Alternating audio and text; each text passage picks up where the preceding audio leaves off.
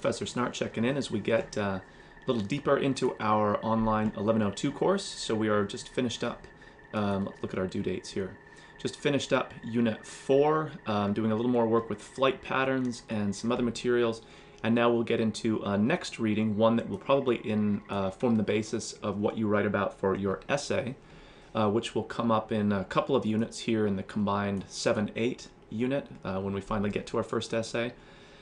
So what you'll see here, if we just kind of take that broader look, is again, things might have felt a little, after we do our introductions, a little piecemeal. We do a discussion board, a single paragraph, a quiz, you know, these little things. But we are working towards that first essay where we kind of bring holistically all that stuff together. So we have another reading to do here, a short story in Unit 5. And then Unit 6 will have us working with what are called secondary sources, which I'll talk about in the next video, and of course you'll find the information in there. And then that'll sort of set us up with all of the pieces we need to put in place for our first essay. So we are getting there, even though it might feel a little bit, you know, piecemeal right now. So let's look into Unit 5 to see what we're doing here.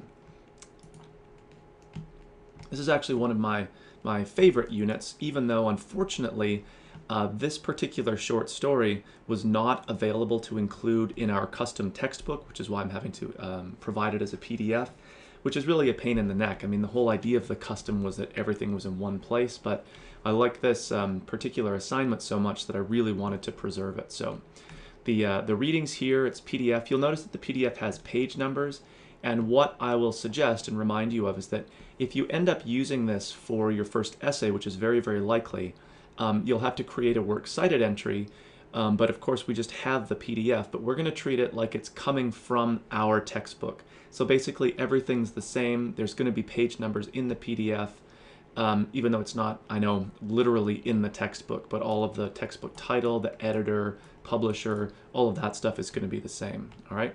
So there's a quick quiz, again, not because I really love quizzes so much, but they tend to be helpful sort of to guide your reading a little bit or to point you to certain aspects of the story that maybe you hadn't noticed before. Notice that it's open book, so this isn't about memorizing stuff from the story. It's just about kind of making sure we're doing some close reading.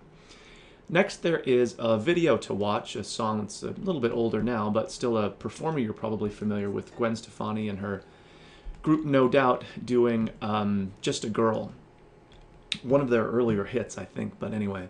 The lyrics are provided as a PDF, but also I want you to watch the video for its visual presentation of sort of like the idea that's expressed in the lyrics. And so the thing that is really interesting to me and why I preserved the assignment here, even though I had to provide the short story in the PDF, was that one of the phrases that occurs in the short story is this idea of the phrase, the literal quotation, just a girl. So the story has a lot to do with gender roles and gender expectations and all that kind of stuff. And it was really surprising to me to find, you know, that actual phrase in the story, not just as a throwaway phrase, but actually as a central kind of thing that's returned to, a theme or a motif that's returned to throughout. And then, of course, the title of the song is exactly the same. It's largely coincidence, but you know, maybe not entirely, because that is sort of a phrase, like if you say someone is just a girl, or, oh, she threw that like a girl, it's sort of a pejorative thing, like, you know, it's a very gender-biased kind of thing. And of course, the song and the short story have everything to do with those sorts of gender biases and roles and expectations and all that kind of stuff. So what we're doing here is developing a paragraph where we're considering parallels between the story and the song. So basically like a comparison paragraph. And the thing that's most important is not just to make a kind of generic comparison. Oh, they both talk about gender roles. We kind of know that already. How can we dig deeper? So it's an exercise in close reading of the story, but also sort of close watching of the video and then maybe reading of the lyrics.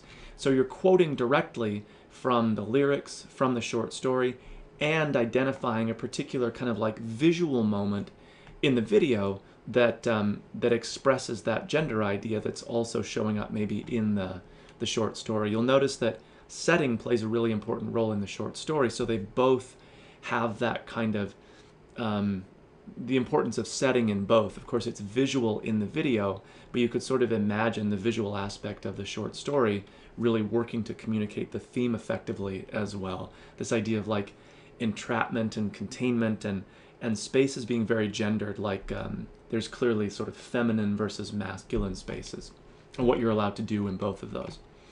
Okay, so it's a fairly short paragraph, but it does really get you to read carefully both the short story, the video, and of course then the lyrics that go along as well.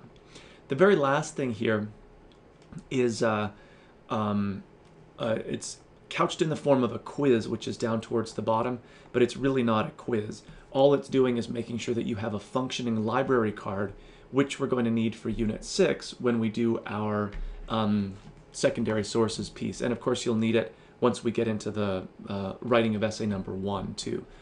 So it's really straightforward. There's only one question, and remember, its purpose is not really to test you to see if you can do these little like click here, click there kind of a thing. It's just to make sure that your library card, that you have one, and that it's valid. Sometimes we have them and they actually expire. You've got to renew it. So you want to discover that now, doing a quiz that has basically no point value, rather than the night before you're trying to do the exercise for Unit 6, or of course major work for the essay. You don't want to run into that roadblock.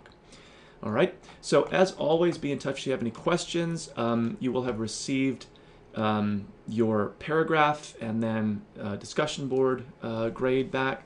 One of the things to be careful of is to make sure you've looked over this common errors from Unit 3, right, when you look at your paragraph. So I may not have marked every single thing in each instance, but if you can see that you've made some of those errors, that's probably why you got less than full points. So you can always kind of check yourself against some of these pretty common mistakes. All right, so I will talk with everybody soon, and I hope you have a good Labor Day.